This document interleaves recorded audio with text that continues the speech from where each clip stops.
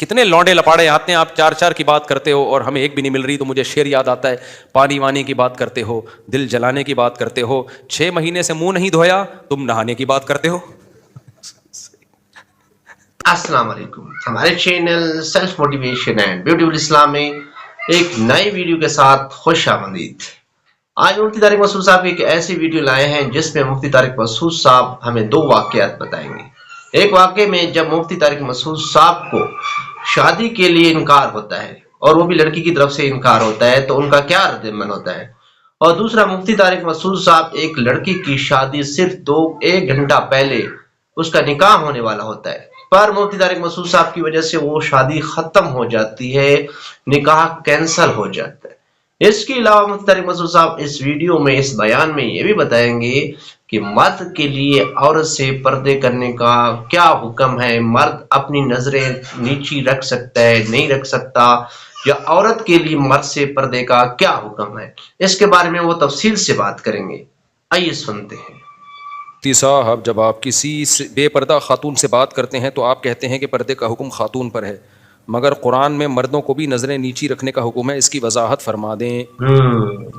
قرآن میں جو مردوں کو نظریں نیچی رکھنے کا حکم ہے تو عورتوں کو بھی نظریں نیچی رکھنے کا حکم ہے.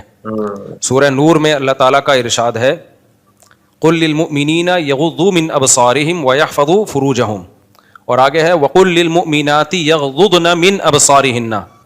دونوں جگہ قرآن میں آتا ہے من ابصارہم اور من ابصارہن. من تبعیضیہ ہے, مفسرین لکھتے ہیں, یعنی مومنین سے کہہ دیجئے اپنی نگاہوں میں سے نگاہوں کی حفاظت کریں, اور مومن عورتوں سے بھی کہہ دیجئے کہ اپنی نگاہوں میں سے اپنی نگاہوں کی حفاظت کریں. تو نگاہوں میں سے حفاظت کا حکم ہے یا نہیں ہے؟ تو یہ میں سے والی کون سی نگاہیں ہیں؟ یہ وہ والی نگاہیں جو غلط نیت سے ہوں, جو بلا ضرورت ہوں, جس میں آپ کسی کو دیکھ رہے ہیں تو ضرورت بھی نہیں ہے اور آپ اسے لذت بھی حاصل کر رہے ہیں.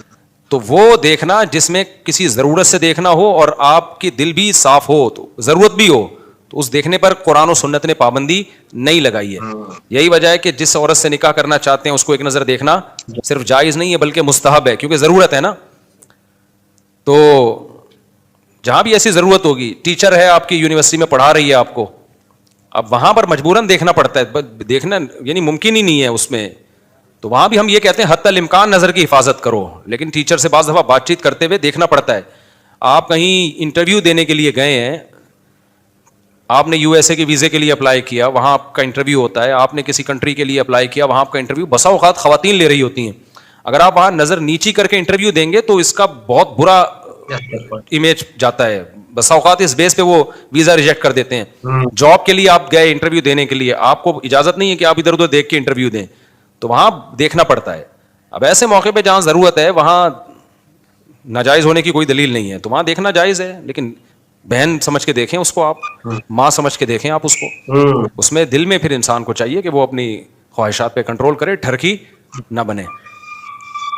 تو اسی طرح قرآن نے یہ بھی تو کہا ہے نا کہ عورتیں مردوں کو نہ دیکھیں, لیکن صحیح مسلم میں ہے نہیں کہ ہمارے نبی صلی اللہ علیہ وسلم امی عائشہ کو حبشیوں کا کھیل دکھایا آپ نے, ہے یا نہیں ہے؟ یہاں اس کے اگینسٹ ایک دوسری حدیث بھی ہے کہ عبداللہ ابن ام مکتوم رضی اللہ تعالی عنہ نابینا صحابی بیٹھے ہوئے تھے, تو وہ آ رہے تھے, تو امہات المومنین نے کو نبی نے حکم دیا کہ پردہ کرو. نے کہا یا رسول اللہ وہ تو نابینا ہے, تو فرمایا کہ تم نابینا تو نہیں ہو. تو یہ خوب سمجھ لیں, علماء نے لکھا ہے کہ یہ حکم استحباب کے لیے, کہ نبی صلی اللہ علیہ وسلم کی غیرت نے گوارا نہیں کیا کہ میری ازواج کسی غیر محرم مرد کو دیکھیں, تو افضل تو یہی ہے کہ نہ دیکھیں بھائی, افضل تو یہی ہے کہ نہ دیکھیں. اور کوئی مرد اگر چاہتا ہے کہ میری بیوی نہ دیکھے فلاں مرد کو, تو نہ دیکھے, وہ اس پر شوہر کی اطاعت بھی لازم ہے. قانون ایک الگ چیز ہے, وہ شریعت نے بیان کر دیا, اور مستحبات اور فتنوں سے بچنے کے لیے جو سد ذرائع ہیں وہ ایک بالکل الگ چیز ہے. تو جب آپ سوسائٹی میں سروائیو کرتے ہیں تو کچھ باتیں آپ بند کمرے میں بیٹھ کے تو کہہ سکتے ہیں, جب سوسائٹی میں چلتے پھرتے ہیں تو وہ امپلیمنٹ ہو ہی نہیں سکتا, تو وہاں پھر شریعت کے لا کا اور قانون کا سہارا لینا پڑتا ہے. اور جہاں نارمل حالات ہیں, جہاں آپ کو مجبوری نہیں ہے, ضرورت نہیں ہے, تو بھائی مرد کو بھی حکم دیا جائے گا کہ عورت کو نہ دیکھے, اور عورت کو بھی حکم دیا جائے گا کہ مرد کو نہ دیکھے. اب جو نبی امی عائشہ رضی اللہ تعالیٰ عنہ کو حبشیوں کا کھیل دکھا رہے ہیں, وہ تو مرد تھے سارے نا, لیکن کیوں دکھا رہے ہیں بھائی؟ ضرورت ہے, وہ نو عمر ہیں, ان کو یہ کھیل کود سے ہی ان کا دل بہلے گا. ہمارے نبی کی عمر اتنی زیادہ تھی اور امی عائشہ کی عمر انتہائی بہت کم عمر تھی, تو آپ نے ان کے مینٹل لیول پہ آ کے ان سے معاملات کیے ہیں. تبھی تو ہمارے نبی صلی اللہ علیہ وسلم کی یہ جو ملحد لوگ کہتے ہیں کہ اتنی کم عمر لڑکی سے آپ نے نکاح کیا, ہم کہتے ہیں یہ کمال ہے کہ اتنی کم عمر سے نکاح کر کے اس کو بہترین طریقے سے نبھایا ہے. یہ کمال آج لوگوں میں نہیں ہے. ان کے مینٹل لیول پہ آ کے ان کے ساتھ ڈیلنگ کی ہے, ان کے مینٹل لیول پہ آ کے ان کے آپ کا بیہیویئر ان کے جیسا تھا, تو ان کو آپ نے کھیل دکھایا ہے. باقی ازواج کو کھیل نہیں دکھایا حبشیوں کا, تو باقی ازواج کو نہیں دکھایا, امی عائشہ کو دکھایا, کم عمر ہیں. تو ایک ہی لاٹھی سے نہیں سب کو ہانکا جاتا.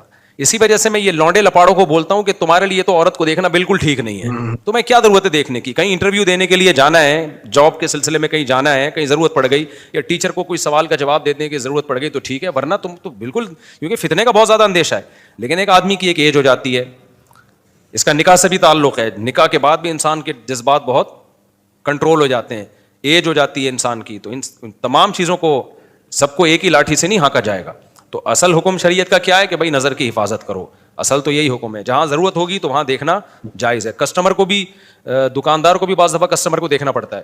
اب عید کے دنوں میں خواتین کا دکانوں پہ اتنا رش ہوتا ہے. ایک صاحب تبلیغ میں وقت لگا کر آئے اور انہوں نے کہا خواتین کو دیکھنا چونکہ حرام ہے. اب وہ جیولری کا ان کی دکان تھی, وہ کہتے ہیں میں نظر نیچے کرنے کے چکر میں نا کئی دفعہ کچھ چور قسم کی خواتین آئیں, انہوں نے ہاتھ صاف کیا اور مال لے گئیں.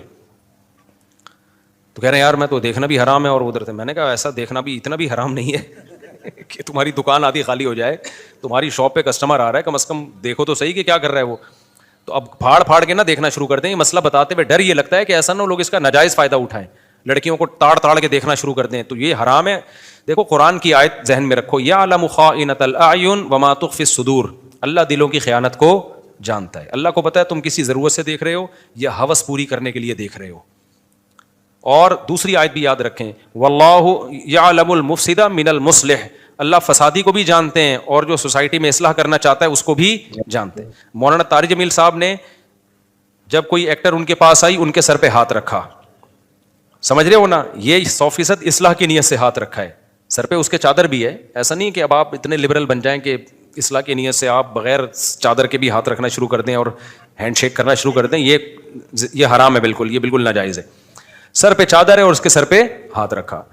آپ نے اب کیا کیا, آپ اگر ہاتھ رکھو گے تو میں نہیں کہوں گا کہ یہ جائز ہے, میں نہیں, کیونکہ واللہ یعلم المفسد من المصلح, اللہ کو پتہ ہے کون فساد کر رہا ہے اور کون ایک مسئلے کا ناجائز فائدہ اٹھا رہا ہے. مولانا طارق جمیل صاحب کے حالات میرے سامنے جتنے آپ کے سامنے اتنے نہیں ہوں گے.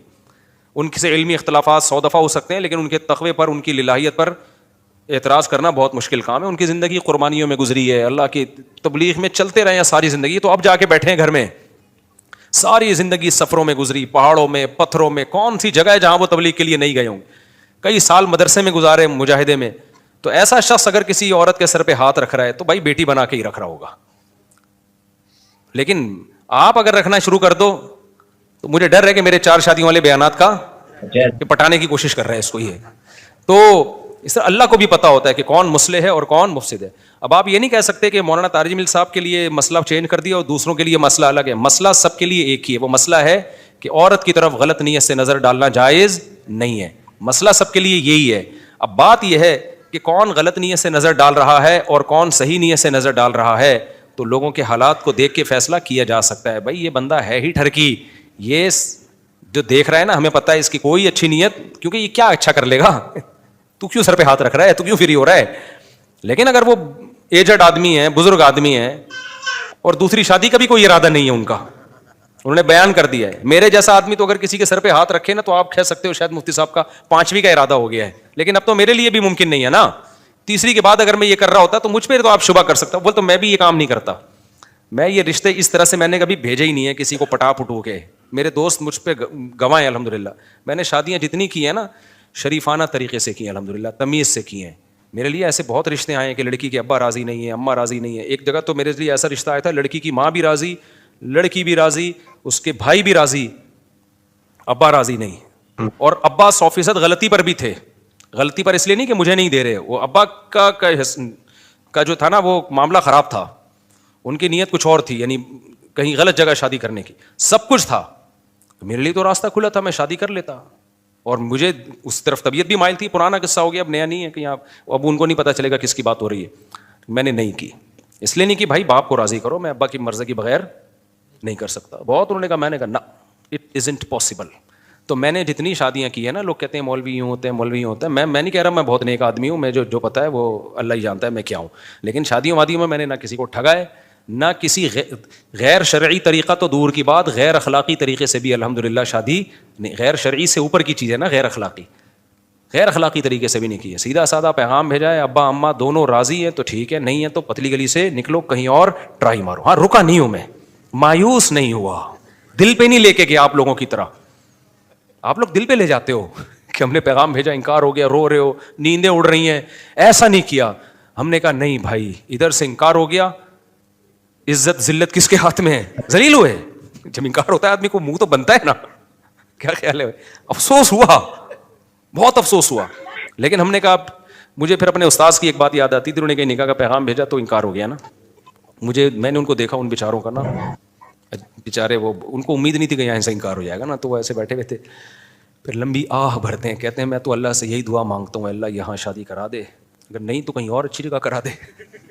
کہتے میں یہ بھی پھر خود ہی ہنسنے لگے. تو مجھے ان کا ملفوظ یاد آتا تھا, اللہ ادھر تو نہیں ہوئی, یہاں نہیں تو کہیں اور اچھی جگہ کرا دے. تو پھر ہم اگلے دن اس غم کو بھول گئے, کہیں اور ٹرائی مارو. تو آپ لوگ کے ساتھ مسئلہ یہ ہے کہ آپ لوگوں نے ٹرائی ماری, نہیں ہوئی تو غیر اخلاقی طریقوں پہ آتے ہو, پھر لڑکی سے الگ سے خفیہ رابطے کی کوشش کرتے ہو, پھر ادھر سے پھر استخارے نکلوانا, پھر مجھے آ کے تنگ کرنا. ہر دوسرے دن کوئی بندہ آیا ہوا ہوتا ہے, لڑکی والے نہیں مان رہے, آپ ان کو سمجھاؤ, میرے جیسا رشتہ کا انکار کر دیا. میں نے کہا میں تجھے جانتا نہیں ہوں, میں ان کو کیوں سمجھاؤں. آج بھی ایک بندہ آیا, بیان سے پہلے نا ایک بندہ آیا, ملنا چاہتا ہوں مفتی صاحب, آپ ان کو سمجھائیں کہ مجھے اپنی بیٹی دے دیں. میں نے کہا میں کیوں سمجھاؤں, کہہ رہے ہیں میں صحیح ہوں, میں نیک آدمی ہوں, میں نماز پڑھتا ہوں, تو آپ ان کو سفارش کریں کہ یہ غلط ہے شریعت میں. میں نے کہا کیوں سفارش کروں, میں آپ کو جانتا نہیں ہوں. لڑکی کے باپ کو یہ حق ہے کہ وہ آپ کو دیکھے گا, وہ جس نیت سے دیکھے گا آپ کو, ان آنکھوں سے میں دیکھ ہی نہیں سکتا, وہ تو ہر طرح سے آپ کو کنگالے گا. نہیں ایک دفعہ مل تو لے. میں نے کہا میں نہیں ملوں گا. ایسے بھی کئی دفعہ ہوا کہ بہت دفعہ اصرار کیا, پھر لے آئے ابا کو, ابا نے کہا ٹھیک ہے مفتی صاحب سے ملوا دو. کئی دفعہ ہوا ہے. تو جب آئے نا میرے پاس ابا, انہوں نے کہا مفتی صاحب آپ کیا کہتے ہیں, اس سے میں آپ اپنی بچی کی شادی کر لوں. میں نے کہا بھائی مجھے کیا پتا, آپ کرنے ہیں تو میں تو نہیں جانتا اس کو. وہ لڑکا تل ملا رہا ہے, مفتی صاحب منہ سے پھوٹ دو نا. بھائی میں کیوں پھوٹوں منہ سے, کسی لڑکی کی زندگی تباہ ہو جائے, مجھے کیا پتا یار. تم ایک بندے نے تو یہاں تک کیا, میرے بیان میں پابندی سے بیٹھتا تھا, تو اس نے کیا کیا کہ وہ لڑکی والوں کو بتایا, باہر تھے وہ لڑکی والے, ان کو بتایا کہ میں مفتی صاحب کا شاگرد ہوں, میرے ساتھ سیلفیاں ویلفیاں بھی. تو دوسری شادی کے لیے اس نے پیغام بھیجا وہاں پہ. تو لڑکی والوں نے جب دیکھا مفتی صاحب کا اتنا کلوز ہے, اس نے کہا نکاح بھی مفتی صاحب پڑھائیں گے, اور ادھر مجھ سے آ کے رابطہ کیا کہ مفتی صاحب آپ میرا نکاح پڑھا دیں. میں تو پڑھا دیتا ہوں, میں تو صبح شام یہاں نکاح ہوتے رہتے ہیں. میں نے مجھے کیا پتا پیچھے کہانی کیا چل رہی ہے. تو میں نے کہا ٹھیک ہے پڑھا دوں گا میں نکاح. جب نکاح پڑھانے کا وقت آیا تو اس نے کہا کہ بھائی وہ لڑکی کے ابا کا فون آ رہا ہے, آپ اٹھا لیں. میں نے فون اٹھایا, میں نے کہا جی. تو میں نے کہا بھائی اتنے بجے نکاح ہے آپ کا, تو وہ مجھے کچھ ڈاکومنٹس کے لیے لڑکے کو میں نے کہا ہے, تو نام وام آپ اس کو بتا دیں. اچھا یہ بات ابھی فون رکھنے ہی والا تھا, ایک دم میرے نا مجھے کوئی چھٹی حس نے کام کرنا شروع کیا. میں نے کہا مجھے ایک بات بتائیں, آپ اپنی بیٹی دوسری شادی پہ اس بندے کو کیوں دے رہے ہیں؟ دوسری شادی پہ آپ اپنی بیٹی اس کو کیوں دے رہے ہیں؟ ویسے ہی جنرل نالج کے لیے پوچھ رہا ہوں, یعنی میرا نام تو کہیں استعمال نہیں کیا. کہتے ہیں بھائی آپ کا شاگرد ہے مفتی صاحب, آپ 2 شادیوں کی ترغیب دیتے ہو, میں اس لیے دے رہا ہوں. میں نے کہا آپ کی بچی میں کوئی پرابلم ہے, طلاق یافتہ ہے, بیوہ ہے, یا کوئی مسئلہ ہے, یا اس کے اچھے رشتے آ نہیں رہے؟ کہہ رہے ہیں رشتے تو آ رہے ہیں اس کے. تو میں نے کہا پھر کسی کنوارے کو دو, آپ دوسری شادی والے کو کیوں دے رہے ہو؟ میں سمجھا پا رہا ہوں اپنی بات. اب آپ لوگ مجھے کہو کہ ایک طرف مفتی صاحب 4 شادیوں پہ بیان کرتے ہیں, دوسری طرف اس کی حوصلہ شکنی کر رہے ہیں. بھائی میں آپ کو کہتا ہوں 4 کرو, لڑکی والوں کو کہتا ہوں آپ کنوارے کو ترجیح دو دوسری شادی والے پر. وہ اپنی بیٹی کے لیے اچھا سوچے نا. ہاں جس کو نہیں ملے گا وہ پھر ان کو میں یہ کہتا ہوں بھائی some thing is better than nothing. جس کو کنوارا نہیں مل رہا, اچھا کنوارا, تو بہتر ہے ایک نالائق کنوارے کی اکلوتی بیوی بننے سے کسی لائق کی چوتھی بن جاؤ. لیکن اگر لائق مل رہا ہے تو کیوں اس کو دوسری والے کو کیوں دے رہے ہو بھائی؟ یہ میں شروع سے کہہ رہا ہوں, آج سے نہیں 15 سال سے کہہ رہا ہوں. تو میں نے کہا بھائی آپ کی بچی کو کیوں دے رہے ہیں؟ میرے ریفرنس تو نہیں انہوں نے استعمال کیا. انہوں نے کہا ہاں یہ تو آپ, اس نے کہا ہے کہ آپ کا شاگرد ہے.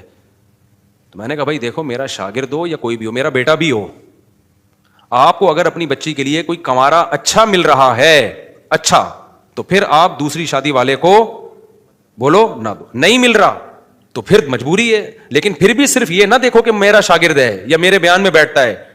بیان میں تو چرسی بھی آ کے بیٹھتے ہیں یہاں پہ, وہ اس نیت سے بیٹھتے ہیں کہ شاید ہم سے چرچ چھوٹ جائے. بے نمازی بھی بیٹھتے ہیں, شرابی بھی بیٹھتے ہیں, میرا بیان ہر طبقہ سنتا ہے. میں جب دنیا میں ٹریولنگ کرتا ہوں, گورے سن رہے ہیں, گورے, آپ حیران ہو گئے, گورے سن رہے ہیں بیان. تو عربی سن رہے ہیں ترجمہ کروا کے. عجیب عجیب خلقت ہے بھائی جو سن رہی ہے. بہت بڑی تعداد میں نہیں ہوں گے کہ پورے وہ انہوں نے کمپنی کھولی ہوئی ہے میرے بیان کے عرب لوگ. عرب کے پاس اپنے علماء بہت ہیں سننے کے لیے, لیکن میں بات کر رہا ہوں کہ ہر طبقہ سن رہا ہے. تو میں نے ان سے کہا, میں نے کہا بھائی یہ تو میرے بیان میں بیٹھنا یا میرا شاگرد, اول تو میں نے کہا میرے شاگرد ہیں نہیں ہے تو, اور بیان میں بھی میں نے کبھی دیکھا نہیں ہے ان کو. تو پھر میں نے کہا کہ آپ کیوں دے رہے ہو؟ تو اس نے کہا اچھا, یعنی 1 گھنٹے بعد نکاح ہونے والا تھا اور یہاں یہ پروگرام چل رہا تھا. مجھے غصہ اس پر آیا تھا کہ میرا نام کیوں استعمال کیا بھائی. کہہ رہے ہیں آپ کے ساتھ تصویریں دیکھی ہیں. میں نے کہا میرے ساتھ تو گدھے کی بھی تصویریں ہیں, مرغے کی بھی ہیں, کتے کی بھی ہیں, آپ دیکھ لو. ہمارا مرغے کے ساتھ میں نے کتنی دفعہ تصویر کھنچوا کے نیٹ پہ ڈالی ہے. تو کیا میرا مرغہ رشتے کا پیغام بھیجے گا, اس کو دے دو گے اپنی بیٹی؟ عجیب پاگل قسم کی حرکتیں ہیں یار. تم بیٹی دے رہے ہو اور تمہارا معیار ہی ہے. پھر جناب میں نے کہا نہیں بھائی یہ آپ, میں نے کہا میں رشتہ نہیں توڑوا رہا, میں صرف یہ کہہ رہا ہوں کہ آپ جو کام کرو کانفیڈنٹلی کرو, سوچ سمجھ کے کرو. بچی کا مستقبل ہے, دوسری کر رہا ہے تو سب سے پہلے آپ اس سے پوچھو گھر دے رہے ہو کہ نہیں دے رہے, یعنی الگ گھر میں رکھو گے یا اسی پہلی کے ساتھ ٹھونس دو گے. نمبر 2, اس کے ماں باپ اس شادی میں انوالو ہیں یا نہیں ہے, کون کون ہے, کیا ہے, پوری ڈیٹیل کے بعد نا پروگرام ان بیچاروں کا وہیں بڑھ گیا. رشتہ ہی ٹوٹ گیا بیچارے کا. 1 گھنٹے بعد شادی تھی اس کی. انہوں نے وہ ڈر گئے. انہوں نے کہا ہم تو آپ کا شکل دیکھے تھے. میں نے کہا میری شکل دیکھ کے, میں نے کہا خود مجھے کتنے لوگوں نے میرے رشتے کے لیے انکار کیا ہے, وہ میری پرسنالٹی سے متاثر نہیں ہوئے. انہوں نے کہا بھائی مفتی صاحب آپ کی آمدن کے حساب سے ہمارے حساب سے کم ہے, یا یہ کہ بھائی بھلے آپ الگ گھر دے رہے ہو, بھلے آپ کی جو ہے نا آمدن اچھی ہو, لیکن بات یہ کہ 3 آلریڈی ہیں تو نا. اس چکر میں کتنے پروگرام میرے بڑے ہیں. تو میں تو ان پہ غصے نہیں ہوا کہ تمہیں شرم نہیں آتی, تم 4 شادیوں کے خلاف ہو.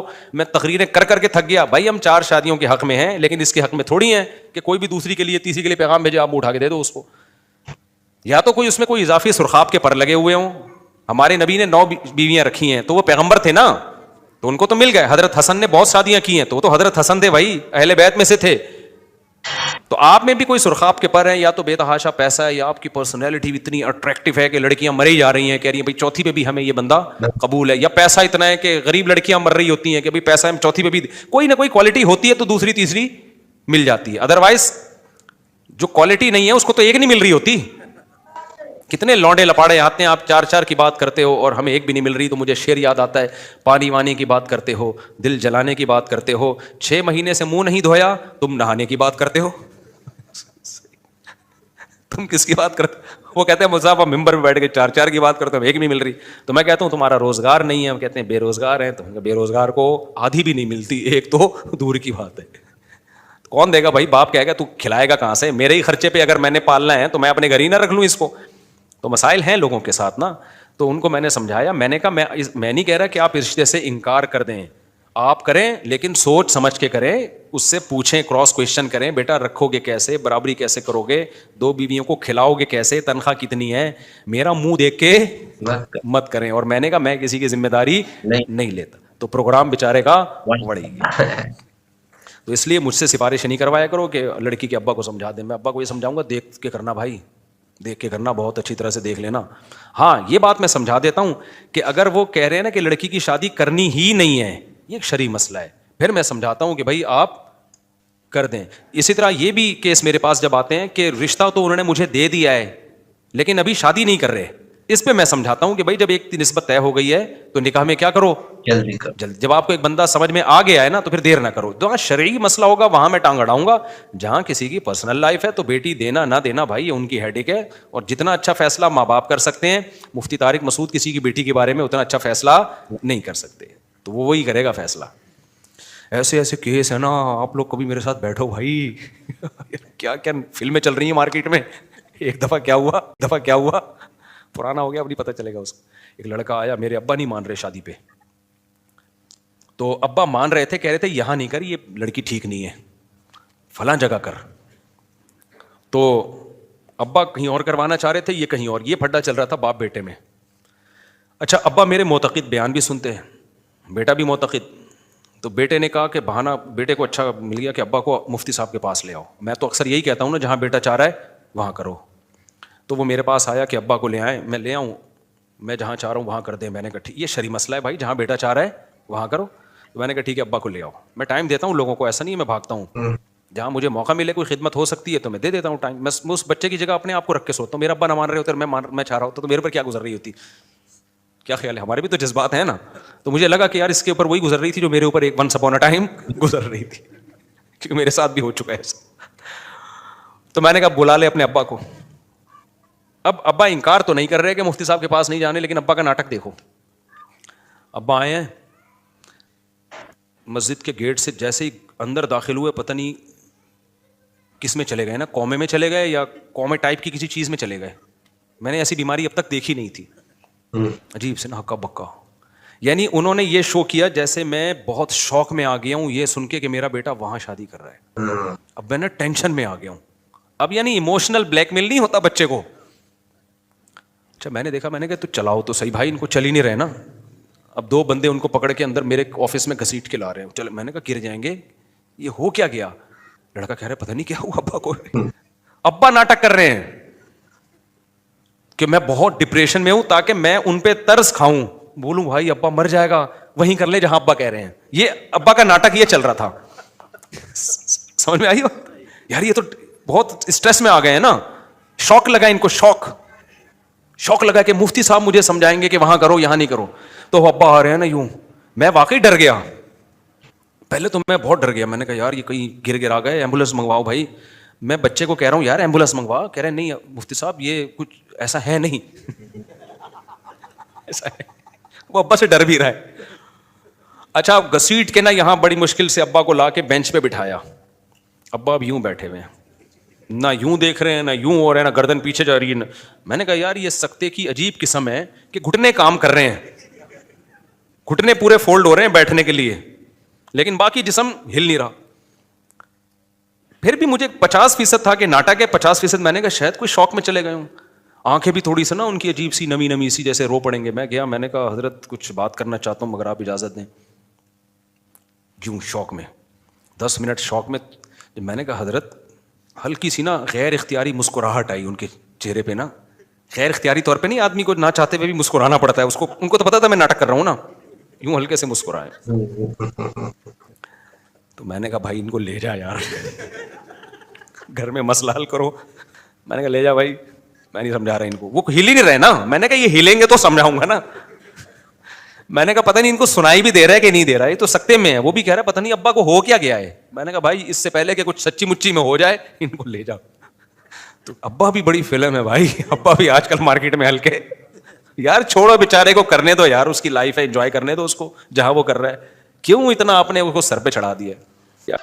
امید ہے آپ کو یہ جو بیان ہے مفتی طارق مسعود صاحب کا یہ پسند بھی آیا ہوگا, اور اس سے آپ نے بہت کچھ سیکھا بھی ہوگا.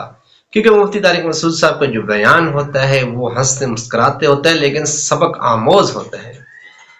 اگر آپ کو یہ بیان پسند آیا تو اس کو شیئر بھی کرنا, اس کو لائک بھی کرنا, کمنٹ بھی کرنا, اور ہمارے چینل کو خاص طور پر سبسکرائب بھی کرنا. شکریہ.